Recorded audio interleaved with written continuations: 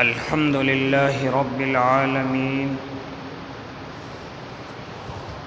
والعاقبة للمتقين والصلاة والسلام على سيد الأنبياء والمرسلين وعلى آله وأصحابه وأزواجه وذرياته أجمعين أما بعد فأعوذ بالله من الشيطان الرجيم بسم الله الرحمن الرحيم يا أيها الذين آمنوا إن جاءكم فاسق بنبأ فتبينوا أن تصيبوا قوما بجهالة فتصبحوا على ما فعلتم نادمين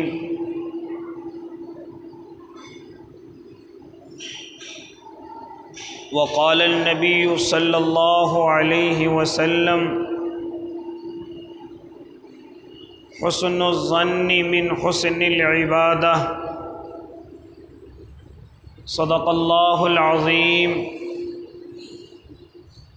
وصدق رسوله النبي الكريم ونحن على ذلك من الشاهدين والشاكرين والحمد لله رب العالمين۔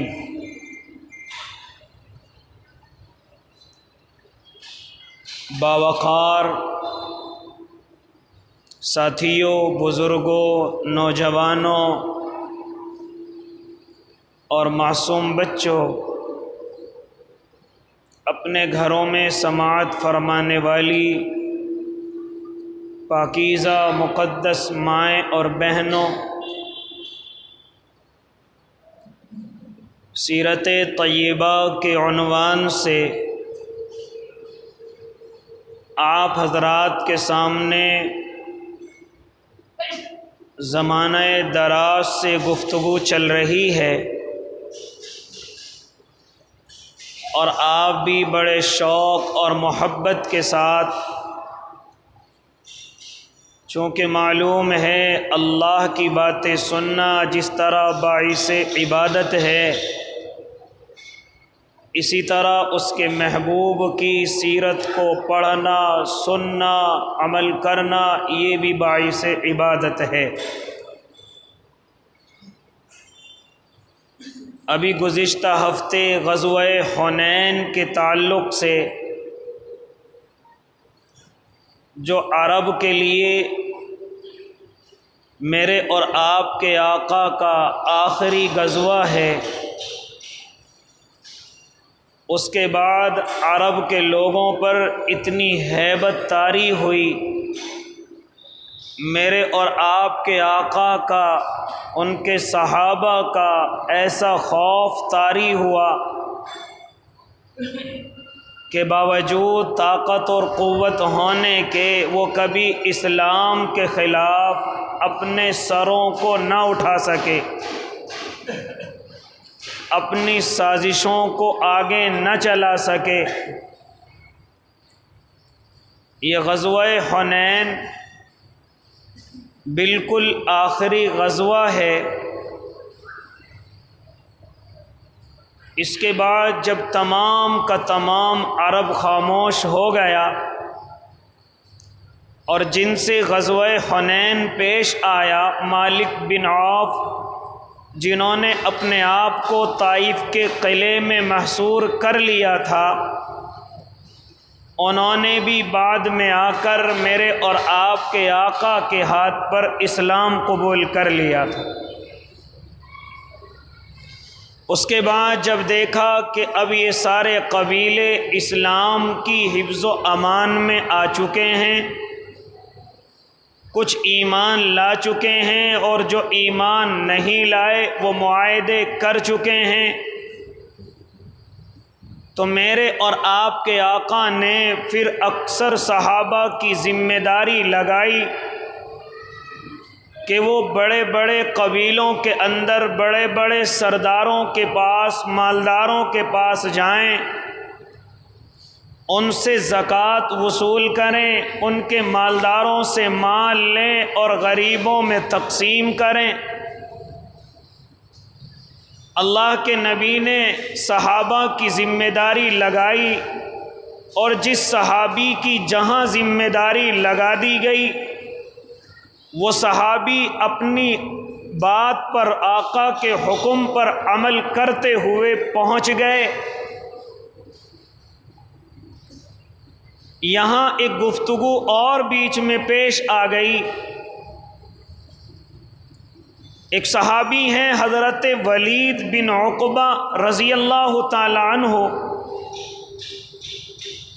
اللہ کے نبی نے ان کی بھی ذمہ داری لگائی کہ تم قبیلہ بنو مستلق کے اندر جانا، وہاں ایک صحابی ہیں حضرت حارث بن زرار رضی اللہ تعالیٰ عنہ، جو میرے اور آپ کے آقا کے سسر بھی ہوتے ہیں، حضرت جویریہ کے والد محترم ہیں، ایمان قبول کر لیتے ہیں، آقا کی خدمت میں حاضر ہوتے ہیں۔ مجھے کیا کرنا ہے؟ میرے آقا ان کو اعمال بتلاتے ہیں، نماز پڑھنی ہے، روزے رکھنے ہیں، حج کرنا ہے، زکوٰۃ دینی ہے۔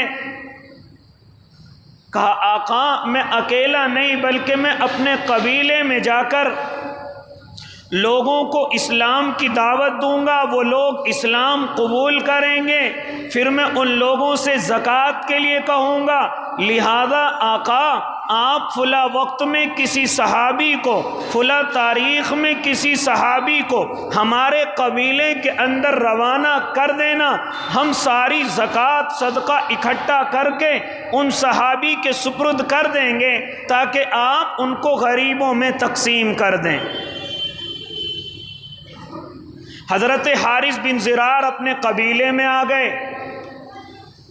اللہ کے نبی نے حضرت ولید بن عقبہ کی ذمہ داری لگائی کہ تمہاری ذمہ داری یہ ہے کہ تم قبیلہ بنو مستلق کے اندر جا کر کے حضرت حارث سے ملو گے اور ان سے کہو گے کہ جتنی زکوٰۃ آپ نے اکٹھی کی ہے وہ تمام کی تمام میرے حوالے کر دو تاکہ میں اس کو اللہ کے نبی کی خدمت تک پہنچا سکوں اور وہاں سے وہ غریبوں کے اندر تقسیم ہو جائے۔ چنانچہ حضرت ولید بن عقبہ، اور میں گفتگو کیا کرنے چلا، یہ ایک آیت کا شان نزول بھی آپ کے سامنے بیان کرنے چلا ہوں۔ یہ ایک آیت کا شان نزول بھی ہے، جو آیت میں نے ابھی قرآن کریم کی خطبہ کریمہ کے اندر پڑھی تھی، یہ اس آیت کا شان نزول بھی ہے۔ لہذا اللہ کے نبی نے حضرت ولید بن عقبہ کی ذمہ داری لگائی کہ آپ قبیلہ بنی مستلق کے اندر جانا۔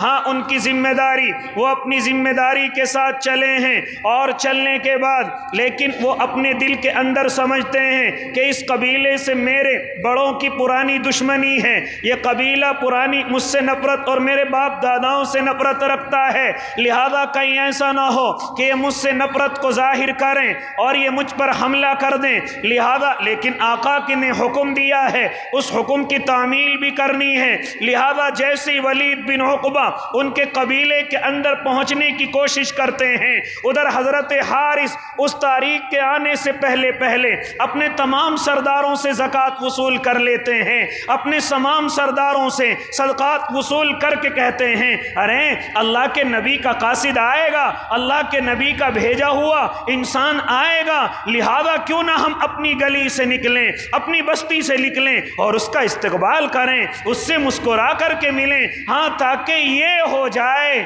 کہ آج اللہ کے نبی کا بھیجا ہوا قاصد ہمارے قبیلے میں آ رہا ہے۔ زکوٰۃ کی طرف دھیان نہیں کہ وہ زکوٰۃ لینے کے لیے آ رہا ہے، صدقات کی طرف نظر نہیں گئی کہ وہ ہم سے صدقات وصول کرنے کے لیے آ رہا ہے، بلکہ دل کے اندر صرف اتنا خیال آیا کہ وہ آقا کا بھیجا ہوا قاصد ہے۔ آج میں اور آپ इन ज़कात वसूल करने वालों से अपनी आंखें मोड़ते हैं, बात करना पसंद नहीं करते, उनको बिठा करके एक घूंट पानी पिलाना पसंद नहीं करते। क्यों? ये ज़कात लेने के लिए आ रहा है, ये सदक़ात लेने के लिए आ रहा है। ये नहीं समझते कि अल्लाह के रसूलों का, अल्लाह के रसूल के मेहमानों की तरफ से आ रहा है, ये मदारिस इस्लामिया में से आ रहा है। ये क़ाल अल्लाह और क़ाल रसूल की जहाँ सदाएँ गूंजती हैं, ये वहाँ से मेहमान आ रहा है। ये रसूल के मेहमानों का एक कासिदार है। हम एजाज़ नहीं करते, हम इज्जत नहीं करते, बल्कि दरवाजे पे खड़े खड़े उससे बात करते हैं, या तो उसको वापस कर देते हैं या वहीं से खड़े खड़े उसे 2-4 रुपए, हाँ, या 200-400 रुपए उसको दे करके ऐसे एहसान जतलाते हैं जैसे हमने कितना बड़ा इस पर एहसान कर दिया हो। कोई कदर नहीं कि ये मदरसे से आया, कोई कदर नहीं ये अल्लाह के नबी के मेहमानों की तरफ से आया, कोई कदर नहीं ये कुरान करीम के लिए आया, ये गरीब तलबा, यतीम तलबा के लिए आया, कोई कदर नहीं। लेकिन वो थे जो दीवानगी में आगे बढ़ चुके थे, वो थे जो इश्क में सबसे आगे जा चुके थे, वो थे कि हाँ, वो अल्लाह के नबी की और उनके मेहमानों की, उनके कासिदों की वाकई में मोहब्बत किया करते थे। जैसे ही मालूम हुआ हज़रत हारिस को, उन्होंने तमाम सरदारों को इकट्ठा किया कि आज अल्लाह के नबी का कासिद आएगा, लिहाजा हम तमाम के तमाम बाहर निकल कर उनका इस्तकबाल करेंगे। आज नहीं आए, ये वापस चले गए, दूसरे दिन नहीं आए, ये वापस चले गए, तीसरे दिन नहीं आए, ये वापस चले गए। क्यों नहीं आ रहे, क्यों वापस जा रहे हैं ये हज़रत हारिस और उनके सरदार?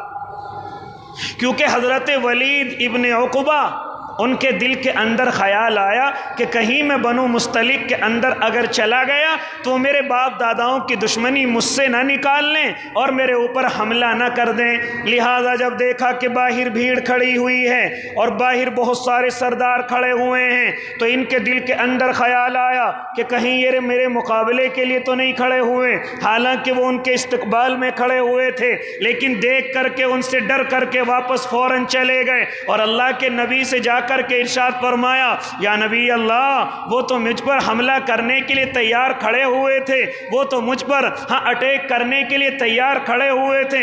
मेरे और आपके आका को गुस्सा आया, हाँ, मेरे आपके आका को गुस्सा आया। फ़ौरन हज़रत खालिद इब्न वलीद को बुलाया, हज़रत खालिद को बुलाया और कहा, ए खालिद बिन वलीद, जाओ, वलीद बिन उक़बा अभी बनु मुस्तलिक के अंदर ज़कात वसूल करने के लिए गए थे, लेकिन उन लोगों ने हमारे साथी पर हमला करने की तैयारी की है। लिहाजा खालिद, अपने लश्कर को साथ लो, अपने साथियों को साथ लो और जा कर के हाँ उनका मुकाबला करो। उनकी हिम्मत कैसे हुई हमारे साथी की तरफ नज़र उठाने की? बात समझ रहे हैं ना? इसकी आवाज़ को, उनकी हिम्मत कैसे हुई हमारे साथी की तरफ इस तरह नज़र उठाने की? लिहाजा हज़रत वलीद इब्न उक़बा अल्लाह के नबी की खिदमत में वापस हुए। हज़रत नबी अलैहिस्सलातु वत्तस्लीम ने हज़रत खालिद की ज़िम्मेदारी लगाई कि इनकी इतनी जुर्अत कैसे हुई कि ये मेरे साथी पर इस तरीक़े से आग बगूला हो जाएं। चुनांचे हज़रत खालिद की ज़िम्मेदारी, उधर हज़रत हारिस कहते हैं कि कोई कासिद नहीं आया, कहीं अल्लाह के नबी नाराज़ तो नहीं हो गए, कहीं अल्लाह के नबी हमसे गुस्से में तो नहीं हो गए। लिहाजा वो अपने सरदारों को लेकर अल्लाह के नबी की तरफ रवाना होते हैं ताकि मालूम करें आपने कासिद नहीं भेजा, आपने अपना सफ़ीर नहीं भेजा। लिहाजा जब वो तमाम के तमाम लोग उधर से ये चले, इधर से हज़रत खालिद इब्न वलीद चले हैं, अब इनका रास्ते में टकराव होता है। हज़रत हारिस कहते हैं, खालिद कहाँ का इरादा? कहा कि तुम्हारी तरफ आ रहा हूँ तुम पर हमला करने के लिए। कहा कि खालिद क्या वजह है? कहा कि तुमने हमारे साथी पर हमला करने की कोशिश की है। हाँ, वो जो ज़कात वसूल करने के लिए भेजा था। हज़रत हारिस कहते हैं, हमारे कबीले में कोई नहीं आया, हमारे कबीले में कोई मेहमान अल्लाह के नबी का नहीं आया। हम तो रोज़ाना उनके इस्तकबाल में घर से निकला करते थे, बाहर आया करते थे और आकर के हाँ उनके इस्तकबाल में खड़े रहते। कई रोज़ हो गए जब कोई ना आया, तो हमने देखा ہم نے دیکھا کہ کہیں اللہ کے نبی ناراض تو نہیں ہو گئے۔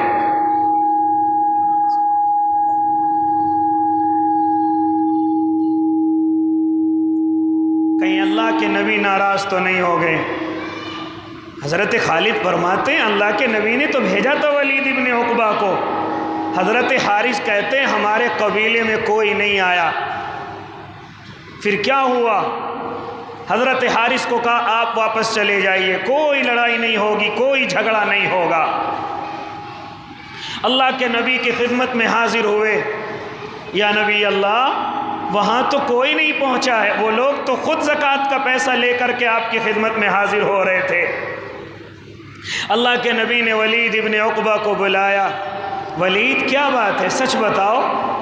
کہا یا نبی اللہ مجھے خطرہ محسوس ہو گیا تھا، مجھے خطرہ لاحق ہو گیا تھا کہ ان کی میرے باپ داداؤں سے دشمنی ہے، کہیں ایسا نہ ہو، کہیں ایسا نہ ہو، کہیں ایسا نہ ہو کہ وہ مجھ پر بھی حملہ کر دیں۔ اس وقت میں یہ آیت اتر کر کے آئی، اللہ رب العزت نے یہ آیت اتاری، یا ایھا الذین آمنوا ان جاءکم فاسق بنبأ فتبینوا ان تصیبوا قوما بجہالۃ فتصبحوا علی ما فعلتم نادمین۔ اے ایمان والو سنو، اے ایمان والو ان کانوں کو کھول لو، اے ایمان والو خامخواہ جھگڑا نہ کرو، خامخواہ کسی سے بدگمان نہ ہوا کرو۔ یہ سبق مجھے اور آپ کو دیا جا رہا ہے۔ کیا فرمایا میرے اور آپ کے اللہ نے؟ اے ایمان والو جب کوئی فاسق، جب کوئی غیر ذمہ دار آدمی، جب کوئی غیر ذمہ دار آدمی تمہیں کوئی آ کر کے خبر دے تو اس خبر پر فوراً یقین نہ کرو، بلکہ پہلے اس خبر کی تحقیق کر لو کہ جو مجھے خبر دی گئی ہے وہ خبر صحیح ہے یا غلط ہے، وہ خبر ٹھیک ہے یا صحیح نہیں ہے۔ لہٰذا جب تمہیں کوئی خبر دی جائے تو تم اس خبر کی پہلے تحقیق کرو، اس پر اپنے تبصرے نہ کرو، اس پر اپنی زبان دراز نہ کرو، ہاں اس پر کوئی کارروائی نہ کرو، پہلے اس خبر کی تحقیق کر لو۔ اگر تم تحقیق نہ کرو گے اور کارروائی شروع کر دو گے تو کہیں ایسا نہ ہو کہ اس کارروائی کے بدلے میں تمہیں بعد میں شرمندگی اٹھانی پڑے، بعد میں تمہیں اپنا سر جھکانا پڑے کہ مجھے تو کسی نے یہ خبر دی تھی اسی لیے میں بدگمان ہو گیا تھا، مجھے کسی نے یہ بتلایا تھا، میں تو اسی کو یقین کر گیا تھا۔ کیا فرمایا میرے اور آپ کے اللہ نے؟ جب کوئی فاسق، کوئی غیر ذمہ دار تمہیں آ کر کے خبر دے تو پہلے اس خبر کی تحقیق کر لو۔ کیا کر لو؟ پہلے اس خبر کی تحقیق کر لو۔ آج اگر میں آپ سے یہ کہوں کہ میرے اور آپ کے اس معاشرے میں، میری اور آپ کے اس سماج میں اکثر نفرتوں نے جو جگہ لی ہے، اکثر جو رنجشوں کے دروازے کھلے ہیں، اکثر جو میں اور آپ ایک دوسرے سے بدگمان رہتے ہیں، میں اور آپ ایک دوسرے کو برا سمجھتے ہیں، اس کی ایک وجہ یہ ہوتی ہے کہ ہم سنی سنائی بات پر یقین کر لیتے ہیں۔ کسی نے کسی کے بارے میں جو کچھ کہا ہم نے اس کو سچ مان لیا، اور خالی سچ نہیں مانا بلکہ اس کو آگے بھی نقل کر دیا۔ کیا فرمایا میرے اور آپ کے آقا نے کہ آدمی کے جھوٹا ہونے کے لیے ہی کافی ہے کہ وہ ہر سنی سنائی بات کو آگے کی طرف روانہ کر دیتا ہے، آگے کی طرف نقل کر دیتا ہے۔ ہاں تجھے کیسے پتا چلا؟ تو وہاں موجود تھا، تو نے اپنی آنکھوں سے دیکھا، تو نے خود اپنے کانوں سے سنا ہے۔ اس سے اگر یہ معلوم کیا جائے تو اس بات کا اس کے پاس جواب نہیں ہوتا۔ کیا کہتا ہے؟ میں نے یہ بات سنی ہے، میں نے یہ بات کہیں سنی ہے۔ ارے سنی سنائی بات پر یقین کرتا ہے، سنی سنائی بات کو آگے نقل کرتا ہے، کسی کے بارے میں جو بات تجھے معلوم ہوئی اسے فوراً آگے کی طرف نقل کر دیتا ہے۔ کیا فرمایا؟ یہ آدمی سب سے بڑا جھوٹا ہے، یہ آدمی سب سے بڑا مکار ہے، اور اس کی جھوٹا ہونے کی تصدیق صرف یہی ہے کہ باتوں کو سنتا ہے اور آگے کی طرف نقل کر دیتا ہے۔ ہاں، آج بہت سارے لوگ ہوتے ہیں جو ہماری نظروں میں گناہگار بن جاتے ہیں، حالانکہ وہ گناہگار نہیں ہوتے، حالانکہ ان کی دنیا میں کوئی غلطی نہیں ہوتی، لیکن میں اور آپ ان سے خواہ بدگمان رہتے ہیں۔ جانتے ہو وجہ کیا ہوتی ہے؟ وجہ یہ ہوتی ہے کہ بیچ کے کسی انسان نے آ کر ان کی بدگمانی کی ہے، بیچ کے کسی آدمی نے آ کر اس کی طرف الزام لگایا ہے، اس پر بہتان لگایا ہے۔ اس لیے میرے اور آپ کے اللہ نے ارشاد فرمایا، اے ایمان والو، جب تمہیں کوئی آدمی آ کر کے کوئی خبر دے تو پہلے اس کی تحقیق کرو، پہلے اس کی جڑ تک پہنچو، پہلے اس کو پوری اس کی انکوائری کر لو۔ اگر وہ یقینی بات ہے تو پھر یقین کرو، اور اگر کوئی اس کے اندر سچائی نہیں ہے تو اپنی زبان مت کھولو۔ زبان کو کھولنے کو بھی منع کر دیا۔ کارروائی کرنا تو بڑی دور کی بات ہے۔ اگر تم زبان کو کھول دو گے اور کارروائی کرو گے تو کہیں ایسا نہ ہو کہ بعد میں تمہیں اپنا سر جھکانا پڑ جائے، بعد میں تمہیں شرمندگی ہو جائے کہ میں نے یہ کیا کارروائی کر دی۔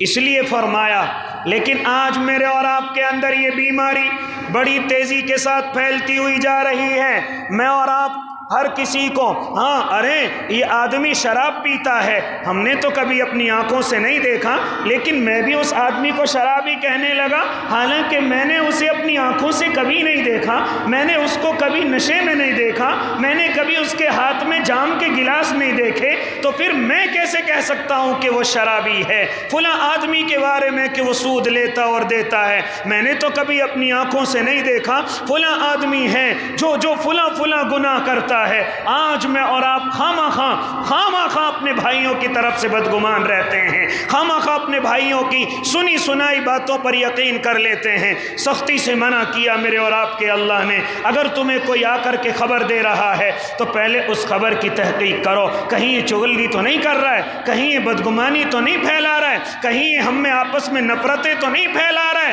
کہیں یہ ہم میں آپس میں کوئی جوڑ کی جگہ توڑ تو پیدا نہیں کر رہا ہے۔ اس لیے پہلے اس خبر کی تحقیق کرو کہ یہ خبر سچ ہے یا جھوٹ ہے، اگر سچ ہے تو پھر یقین کرو۔ لہذا میرے بھائی، میں اور آپ ہر کسی کی طرف سے خواہ بدگمان رہتے ہیں، کسی کو میں اور آپ خواہ شرابی سمجھتے ہیں، کسی کو میں اور آپ خواہ جوہاری سمجھتے ہیں، کسی کو میں اور آپ خواہ نشے والا سمجھتے ہیں، خواہ بیاض خور سمجھتے ہیں، حالانکہ میں نے اور آپ نے اپنی آنکھوں سے نہیں دیکھا، میں نے اور آپ نے کبھی ان کو نہیں سنا، کبھی ان کو نہیں آزمایا، تو پھر میں نے اور آپ نے کیسے الزام لگا دیا کہ وہ فلاں گناہ کے اندر ملوث ہے، وہ فلاں گناہ کرتا ہے، حالانکہ میں نے اور آپ نے اپنی آنکھوں سے نہیں دیکھا ہے۔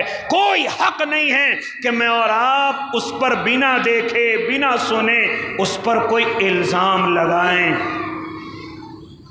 بات سمجھ آ رہی ہے؟ کسی کی طرف سے خواہ بدگمان ہونا یہ بھی ایک بڑا گناہ ہے جو بغیر توبہ کے معاف نہیں ہوتا، اور کسی کی طرف سے اچھا گمان رکھنا یہ بڑی عبادتوں میں سے ایک عبادت ہے۔ کیا فرمایا میرے اور آپ کے آقا نے؟ حسن الظن من حسن العبادہ، کہ اپنے بھائیوں کی طرف سے اچھا گمان رکھنا یہ بھی بہترین عبادت ہے۔ جس طریقے سے نماز عبادت ہے، جس طریقے سے روزہ عبادت ہے، جس طریقے سے حج اور زکوٰۃ عبادت ہے، اسی طریقے سے اپنے بھائیوں کی طرف سے اچھا گمان رکھنا، ان کو اپنے دل میں اچھا سمجھنا، ان کو گناہگار کی جگہ ان کو نیک سمجھنا، ان کو غلطی کرنے والوں کی جگہ متقی سمجھنا، ارے ان کو گناہ کرنے والوں کی جگہ تسبیح پڑھنے والا اور نماز کا پابند سمجھنا، یہ بھی بڑی عبادتوں میں سے ایک عبادت ہے۔ لہٰذا اگر تمہیں کوئی کسی کے بارے میں، کسی بھی خاندان کے بارے میں، کسی بھی قبیلے کے بارے میں اگر کوئی آ کر کے کوئی خبر دیتا ہے، پہلے اس خبر کی تحقیق کی جائے، پہلے اس خبر کی انکوائری کی جائے، خواہ سنی سنائی بات پر نہ تو اپنی زبان کو کھولا جائے۔ اسی طریقے سے کبھی کبھی جب دو انسان انسانوں میں جھگڑے ہوتے ہیں، دو خاندانوں میں جھگڑے ہوتے ہیں، میں اور آپ ایک طرف کی سن کر کے ان کو سمجھانا شروع کر دیتے ہیں اور دوسروں کی غلطیاں بتانا شروع کر دیتے ہیں۔ کیا حق ہے آپ کو کہ تم نے صرف ابھی ایک طرف کی بات سنی ہے؟ کوئی حق نہیں ہے کہ آپ ان پر کوئی لیبل لگائیں، کوئی حق نہیں ہے کہ آپ ان کو برا کہیں۔ جب اس نے اپنی پوری بات مکمل کر لی ہے، اب دوسری طرف سے بھی بات سنیں، اب دوسرے لوگوں کی بھی بات سنیں۔ جب دونوں کی بات تمہیں سنائی دینے لگے، اب اپنی زبان کو کھولو، اس سے پہلے اجازت نہیں کہ آپ اپنی زبان کو کھولیں۔ یہ آج کمی میرے اور آپ کے اندر چل رہی ہے، اور یہ کمی مسلمانوں کے اندر کہاں سے آئی؟ یہ کمی یہودیوں کی طرف سے آئی۔ ان کا ایک بڑا فلسفی یہ اعلان کر کے جا چکا ہے کہ اگر کسی جھوٹ کو عام کرنا اور اسے سچ کرنا ہو تو سب کی زبانوں پر اس لفظ کو لا دیا جائے اور وہ جھوٹ اتنا عام ہو جائے کہ لوگوں کو سچ لگنے لگے، لوگ اس پر یقین کرنے لگیں۔ ایک بیچارہ کتا راستے کے اندر جا رہا ہے، اپنی زندگی جی رہا ہے، لیکن اگر کوئی کھڑا ہو کر کے یہ کہہ دے کہ کتا باولا ہو چکا ہے، اس کتے کی عقل خراب ہو چکی ہے، یہ کسی کو بھی کاٹ سکتا ہے، آپ نے کہا، پھر دوسرے نے کہا، پھر تیسرے نے کہا، یہاں تک کہ پبلک نے اس پر یقین کر لیا کہ واقعی میں یہ کتا پاگل ہے، اس کے پیچھے لاٹھی اور ڈنڈوں سے ہم دوڑ پڑے، حالانکہ اس نے ابھی تک کاٹا نہیں، وہ تو سیدھا جا رہا تھا۔ میرے بھائی، جب تک یہ نوجوان، یہ پبلک اس کو مار نہیں لے گی تب تک سکون سے نہیں بیٹھے گی، حالانکہ کسی نے نہیں دیکھا کہ اس نے کسی کو کاٹا ہے، حالانکہ کسی نے نہیں دیکھا کہ پاگل ہے، صرف ایک نے جھوٹ عام کیا، ایک نے جھوٹ پھیلایا، اور اتنا پھیلایا کہ لوگ اس کو سچ سمجھنے لگے، اور اتنا سچ سمجھا کہ اس کتے کی جان تک نکل جاتی ہے۔ یہ کون کہتا ہے کہ جھوٹ کو اتنا عام کیا جائے کہ لوگوں کو سچ لگنے لگے، جھوٹ کو اتنا پھیلایا جائے کہ لوگوں کو سچ لگنے لگے؟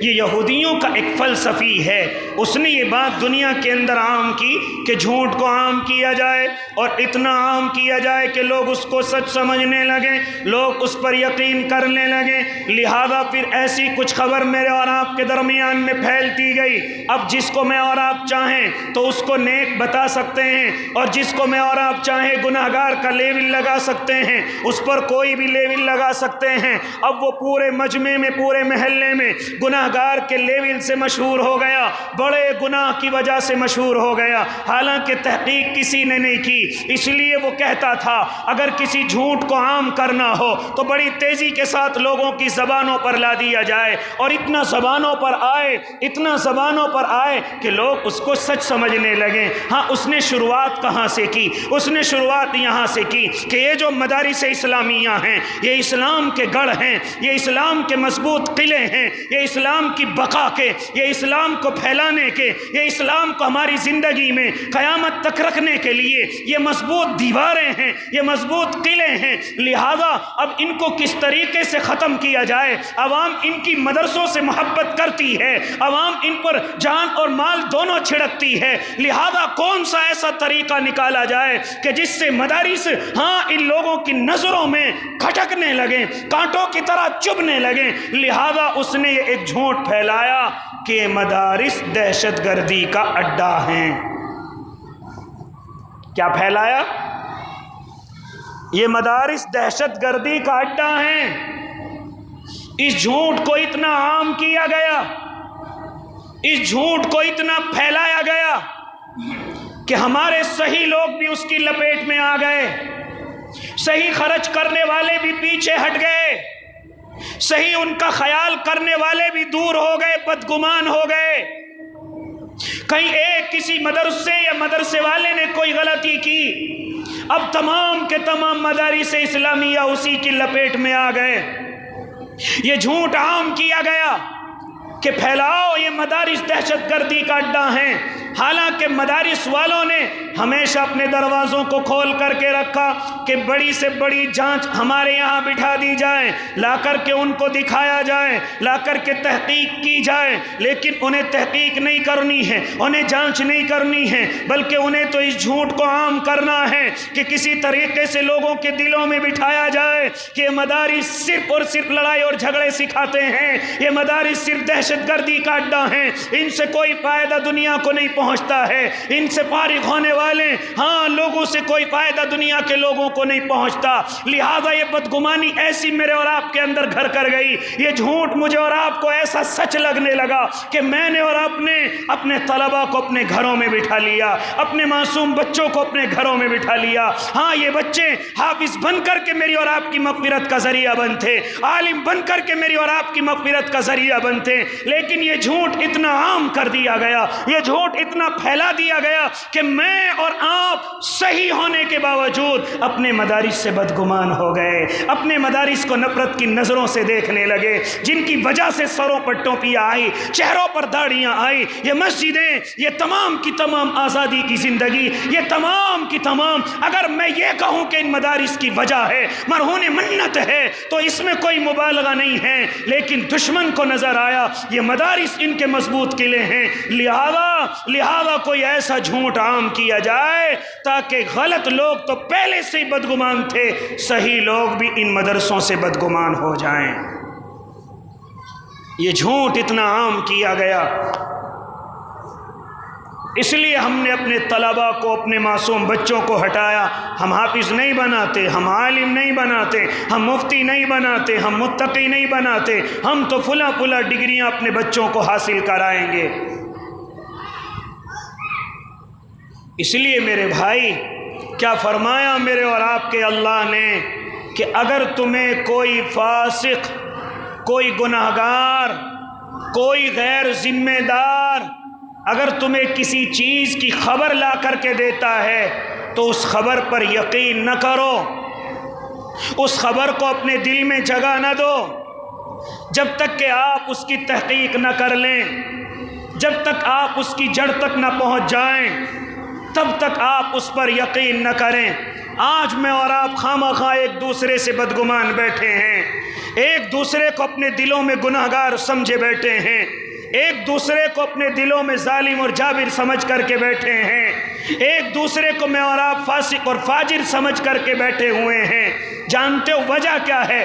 وجہ یہ ہے کہ میں اور آپ سنی سنائی باتوں پر یقین کر لیتے ہیں، سنی سنائی باتوں پر اپنے دلوں میں جگہ دے دیتے ہیں۔ اس لیے میرے بھائی، میرے اور آپ کے اللہ نے سختی سے منع کیا اور آیت اتر کر کے آئی کہ جب تمہارے پاس کوئی غیر ذمہ دار کوئی خبر لے کر کے آئے پہلے اس کی تحقیق کر لو۔ اسی لیے میرے بھائی آج کے زمانے میں میں اور آپ تحقیق نہیں کرتے، اسی لیے اپنے بڑوں سے بھی بدگمان ہو جاتے ہیں، اپنے علماء سے بھی بدگمان ہو جاتے ہیں، اپنے ائمہ سے بھی، جو مسجد کے امام ہیں ان سے بھی بدگمان ہو جاتے ہیں، مسجد کے مؤذنین ہیں ہم ان سے بھی بدگمان ہو جاتے ہیں، جو ہمارے مدرسوں کے ذمہ دار ہیں ہم ان سے بھی بدگمان ہو جاتے ہیں، ہمارے دعوت کے ساتھی ہیں، بڑے ذمہ دار ہیں، ہم ان سے بھی بدگمان ہو جاتے ہیں۔ جانتے ہو وجہ کیا ہے؟ ہم بغیر تحقیق کے بات کو یقین میں لے آتے ہیں، ہم کسی بھی خبر پر یقین کر لیتے ہیں، جس کا نتیجہ یہ ہوا کہ ہم اچھے انسان سے بدگمان ہو گئے، ہم ایک نیک انسان سے بدگمان ہو گئے۔ لہٰذا اگر خیریت چاہتے ہو تو ان چیزوں کو اپنے دلوں کے اندر جگہ نہ دو۔ ایسے لوگوں کو اپنے قریب نہ بٹھاؤ جو لوگوں کی برائیاں ہمارے سامنے لے کر کے آتا ہے، جو صرف لوگوں کی برائیاں کرتا ہے، جو صرف اس کی زبان سے ہمیشہ برائی نکلتی ہے، ایسے کو اپنے پاس بیٹھنے کی جگہ نہ دیں، ورنہ جن سے آپ محبت کرتے ہیں ان سے آپ نفرتیں کرنے لگیں گے۔ جن سے آپ محبت کرتے ہیں اور آپ کو اس محبت پر ثواب بھی ملتا ہے، آپ اس محبت کی وجہ سے جنت کے اندر بھی جائیں گے انشاءاللہ، لیکن ایک برائی کی وجہ سے، ایک برائی سننے کی وجہ سے آپ ان کی طرف سے بدگمان ہو گئے، آپ نے ان سے قطع تعلق کر لیا، آپ ان سے ملنے کے لیے جاتے تھے وہ ملنا بھی بند کر دیا، آپ ان کے پاس جا کر کے بیٹھتے تھے، بیٹھنے پر آپ کو عبادت کا ثواب ملتا تھا، وہ عبادت بھی گئی۔ آپ ان کی وجہ سے مسجدوں کے اندر پابندی کے ساتھ آتے، لیکن صرف اس ایک برائی نے آپ کے دل میں جگہ بنائی، آپ نہ جانے کتنی عبادتوں سے رک گئے۔ مساوی کی عبادت وہ ختم، ایک اللہ والے کی زیارت سے جو ثواب ملتا تھا وہ ختم، آپ ان کی محبت میں خرچ کرتے تھے وہ ختم، یہاں تک کہ آپ مسجد کے اندر جماعت کے ساتھ نماز پڑھتے تھے، لیکن کسی نے آپ کو بدگمان کیا، وہ پوری کی پوری عبادت ختم، صرف کس وجہ سے کہ ایک غیر ذمہ دار کی بات پر یقین کر لیا تھا۔ ایک غیر ذمہ دار نے آ کر کے کچھ کہا، اس بات کو میں نے اور آپ نے جگہ دے دی۔ اس لیے میرے بھائی، میرے اور آپ کے اللہ نے سختی سے منع کر دیا کہ اگر کوئی بھی آپ کو کوئی خبر لا کر کے دے، اس پر فوراً یقین نہ کرو، جا کر کے تحقیق کرو۔